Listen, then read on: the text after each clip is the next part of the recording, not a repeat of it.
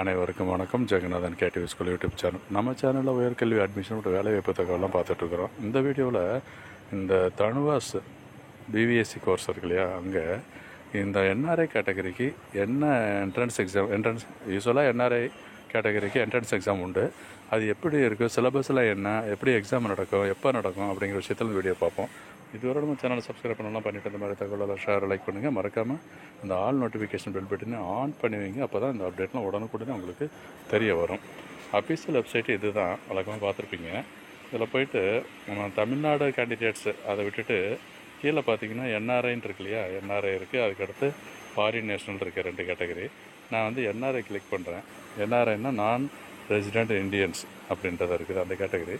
அதில் சில சீட்ஸ் இருக்குது. எவ்வளோ சீட்ஸ் என்னன்றது கரெக்டாக அந்த ப்ராஸ்பெக்டஸில் கொடுத்துருக்காங்க, பார்த்தீங்கன்னா தெரிஞ்சுக்கலாம் இருக்குது.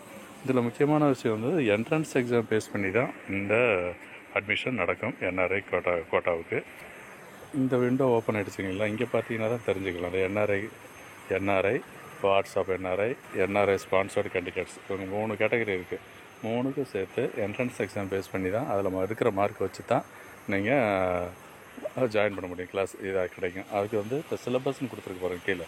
இந்த என்ட்ரன்ஸ் எக்ஸாம் எப்படி ப்ரிப்பேர் பண்ணுறது அப்படின்ற விஷயம்லாம் நான் ஏற்கனவே சேனல் வீடியோ போட்டிருக்கேன் பாருங்கள்.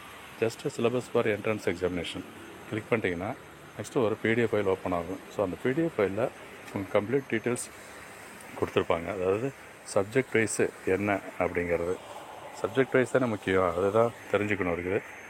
ஸோ சப்ஜெக்ட் வைஸ் பார்க்குறப்ப இதுதாங்க யூஜி ப்ரோக்ராமுக்கு syllabus for common entrance examination அப்படின்ட்டு இருக்கு இல்லையா, இருக்குது. ஃபஸ்ட்டு பயாலஜியில் என்னென்னலாம் இருக்குது ஜஸ்ட்டு படித்து பாருங்கள். இதெல்லாம் வந்து +2 சப்ஜெக்ட்ஸாக, +1 +2 சப்ஜெக்ட் சயின்ஸில் படித்தா தான் இருக்கும். அடுத்து பார்த்திங்கன்னா ஃபிசிக்ஸில் என்ன பார்த்திங்க பாருங்கள், electrostatics, current, electricity, effects of electric current, இந்த மாதிரி தான் ஜெனரல் ஃபிசிக்ஸு அது இருக்குது. அதுக்கடுத்து பார்த்தோம்னா கெமிஸ்ட்ரி சப்ஜெக்டில் என்ன இருக்குது, கெமிஸ்ட்ரியில் atomic structure, periodic classification, P block elements, D block, இந்த மாதிரி இது பூரா கெமிஸ்ட்ரி. மேக்ஸும் இருக்குங்க, அதுவும் முக்கியம் பாருங்கள். Relations and functions, application of matrices, இதெல்லாமே +1 +2 நீங்கள் ஒர்க் அவுட் பண்ணால் தான் அதில் இருக்கும், ஓகேங்களா.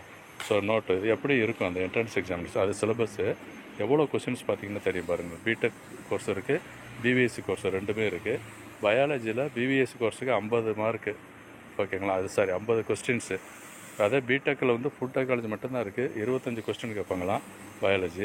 ஃபிசிக்ஸ் எடுத்துக்கிட்டோம்னா பிவிஎஸ்சிக்கு 25, பிடெக் ஃபுட் டெக்னாலஜி 25, கெமிஸ்ட்ரி 2லேயுமே 25, பிவிஎஸ்சிக்கு 25 கொஸ்டின்னு, ஃபுட் டெக்னாலஜி 25 கொஸ்டின்னு. மேத்தமெட்டிக்ஸ் வந்து ஃபுட் டெக்னாலஜி மட்டும், அதாவது என்ஜினியரிங் கோர்ஸ் மாதிரி, அது டெக்னாலஜி கோர்ஸுக்கு மேத்தமெட்டிக்ஸ் 25 எடுத்துக்கிறாங்க. மொத்தமாக பார்த்திங்கன்னா 100க்கு 100 எவ்வளோ எடுத்துருக்கோமோ அதை வச்சு தான் பண்ணுவாங்க, ஓகேங்களா. இதுதான் ஒரு முக்கியமான தகவலாக ஷேர் பண்ணியிருக்கேன். இந்த என்ட்ரன்ஸ் எக்ஸாம் எப்படி நடக்கும், இப்போ டேட்டு என்னதுன்னு அனௌன்ஸ் பண்ணலை, வெயிட் பண்ணுங்கள். டேட் தெரிஞ்ச பிறகு நம்ம சேனலில் வீடியோலாம் போடுவேன். தேங்க்யூ.